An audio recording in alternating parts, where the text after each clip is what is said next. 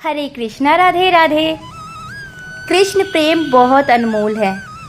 कभी भी किसी के लिए भी अपने आराध्य को नहीं छोड़ना चाहिए। विश्वास रखिए, यदि आप पूरी तरह से अपने आप को उन पर समर्पित कर देते हैं तो वह सब कुछ करते हैं। ऐसा नहीं है कि आपके दुखों का उनको पता नहीं चलता।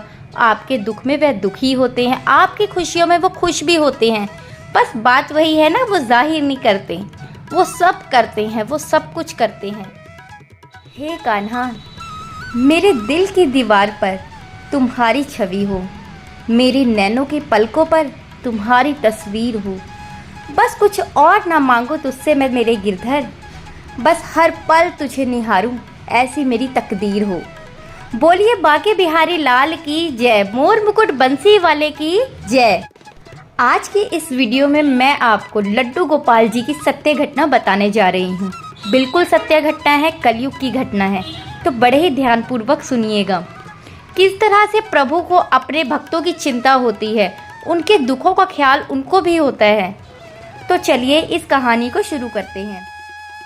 बात है 2002 की। आगरा के पास एक गांव है, वहाँ पर एक पति पत्नी रहा करते थे। पतिदेव श्री चौबे जी और पत्नी का नाम था निर्मला देवी। भागवत प्रेमी परिवार था। एक ही बेटी थी उनकी। निर्मला जी थोड़ी सी कठोर स्वभाव की थी, बुरी नहीं थी, दिल से अच्छी थी, लेकिन बस होता है ना कई औरतों का मतलब कि बड़बड़ करने की आदत हो ना, उस तरह की स्वभाव की थी वो। हमेशा चौबे जी से कहती रहती, अरे सारा दिन कंठी माला लेकर बैठे रहते हो, कभी दो पैसों का इंतजामात भी कर लो, बेटी जवान घर पे बैठी है, लड़का ढूंढो। मतलब होता है ना, माँ को ज़्यादा चिंता होती है, हमारी घर की औरतों को ज़्यादा ही चिंता होती है घर गृहस्थी की। तो इस तरह के स्वभाव की ही वो थी। लेकिन हमारे चौबे जी इसके बिल्कुल ही विपरीत, बिल्कुल शांत स्वभाव के थे।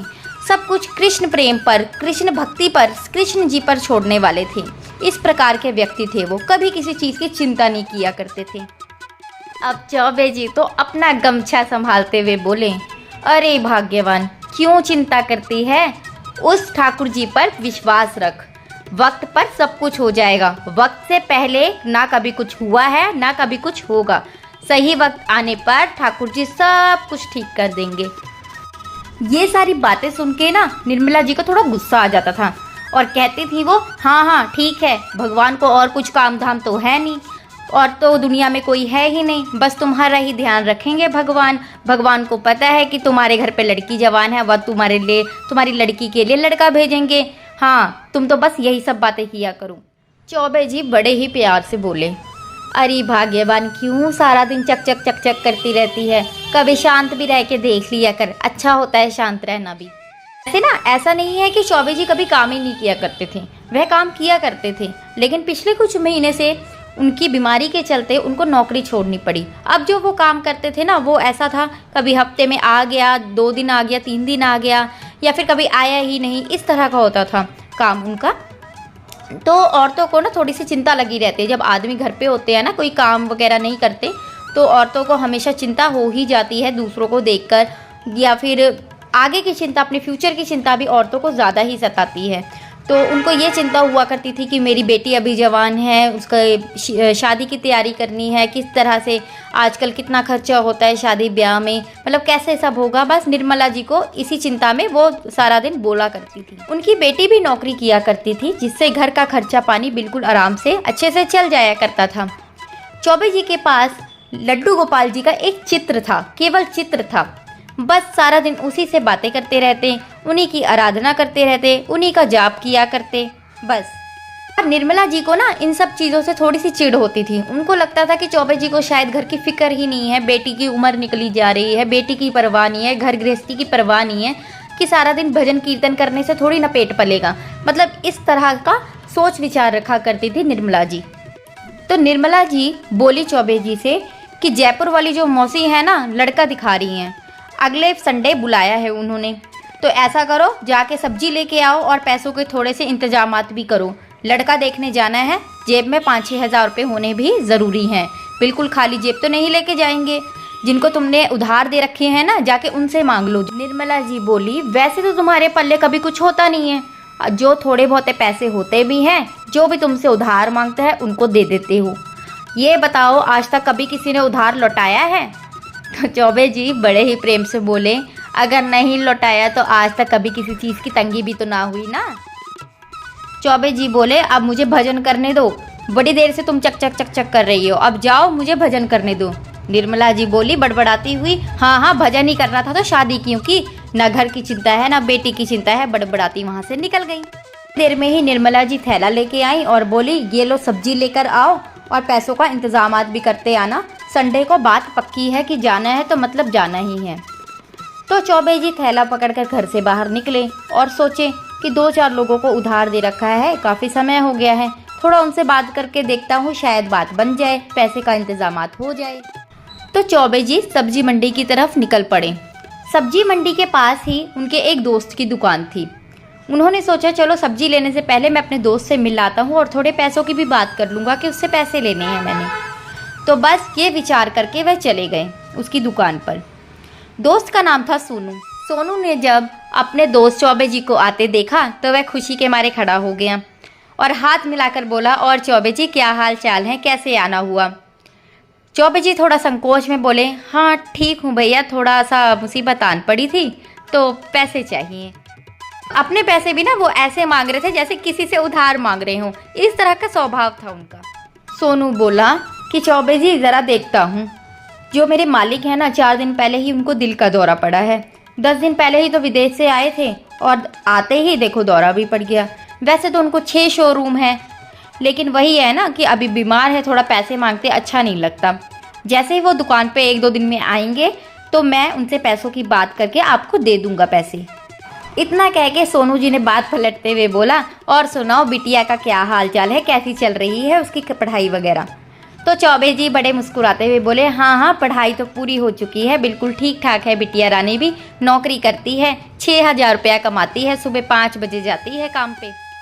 थोड़ी देर बातचीत करने के बाद जब चौबे जी दुकान से निकले तब उनकी एक जगह पे नज़र ही अटक गई।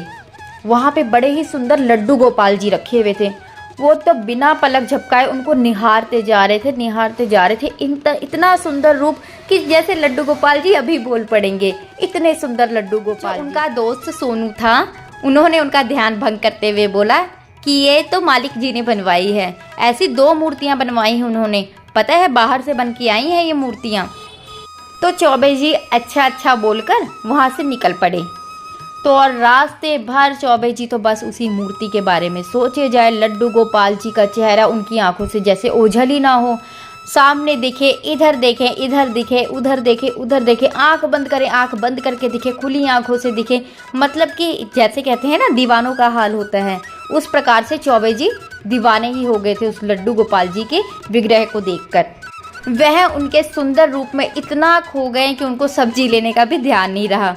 घर पास आया, अचानक से ध्यान आया, अब पता है उनको निर्मला जी का स्वभाव तो कैसा है कि निर्मला जी तो अभी बहुत बोलेंगी, लेकिन ये क्या, जैसे ही घर पहुंचे एक बड़ी महंगी गाड़ी घर के बाहर खड़ी। गाड़ी को देखकर सोचने लगे ऐसा कौन आ गया भाई घर पे। तो थोड़ा सा घर के द्वार पर पहुंचे तो निर्मला जी हंसती हंसती अंदर से आई और खाली थैला पकड़कर उनका स्वागत करने लगी। चौबे जी कहने लगे कि ये तो चमत्कार ही हो गया, अपने मन ही मन सोच रहे हैं ये चमत्कार ही हो गया, खाली थैला सब्जी बिना लेके आया हूँ तो भी हंस हंस के मेरा स्वागत कर रही है। अंदर देखा जाके तो सूट बूट पहनकर एक व्यक्ति बैठे हुए थे, जिन्होंने चौबे जी को देखकर जो खड़े हो गए और उनको बड़े ही प्रेम से हाथ जोड़कर राधे राधे बोले। चौबे जी ने भी हाथ जोड़कर राधे राधे करके जवाब दिया और फिर चौबे जी बोले, क्षमा कीजिएगा मैंने आपको पहचाना नहीं।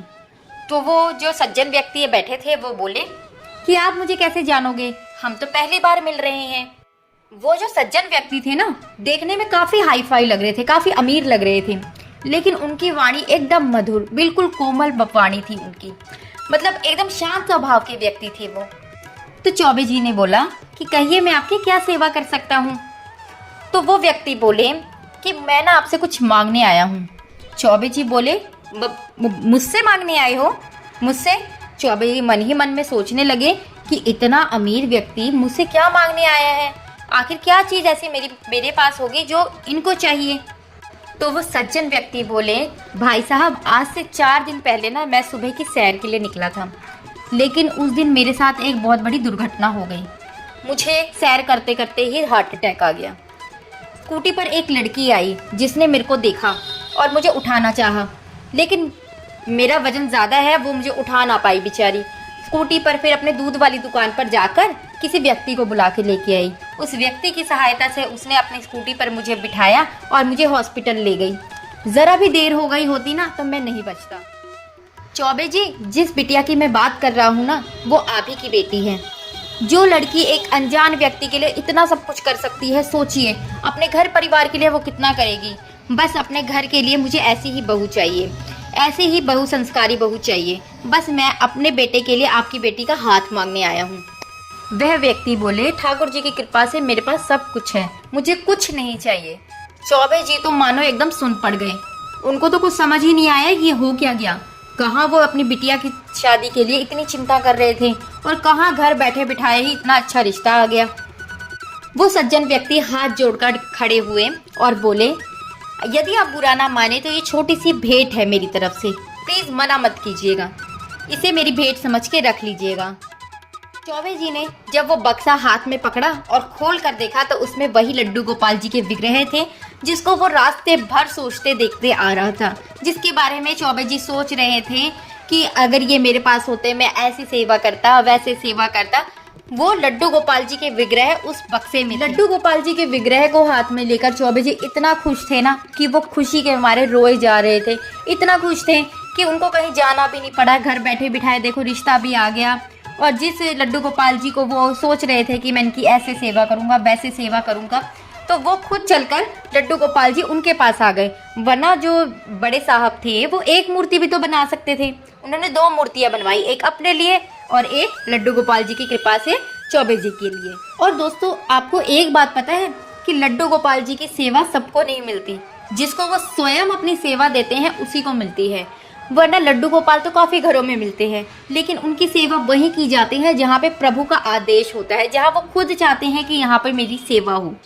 ऐसा नहीं है कि लोग सेवा नहीं करना चाहते, लोग किसी को देखते हैं ना कि ये अपने लड्डू गोपाल जी की ऐसे सेवा करे, अरे मैं भी करूंगा, मैं भी करूंगा। लेकिन वो कब करेंगे? जब प्रभु की कृपा होगी, जब प्रभु खुद उनको सेवा देना चाहेंगे तभी वो सेवा कर सकते हैं। तो ऐसे ही हमारे लड्डू गोपाल जी चमत्कार करते हैं। ओ कान्हा, तू चाहे तो जीवन मेरा साकार हो जाए, जीवन में खुशियों की बहार हो जाए। यूं तो कर्म मेरे भी कुछ खास अच्छे नहीं, लेकिन तेरी नजर पड़े तो मेरा भी उद्धार हो जाए। बोलिए बाके बिहारी लाल की जय, मोर मुकुट बंसी वाले की जय, हमारे श्यामा श्याम की जय।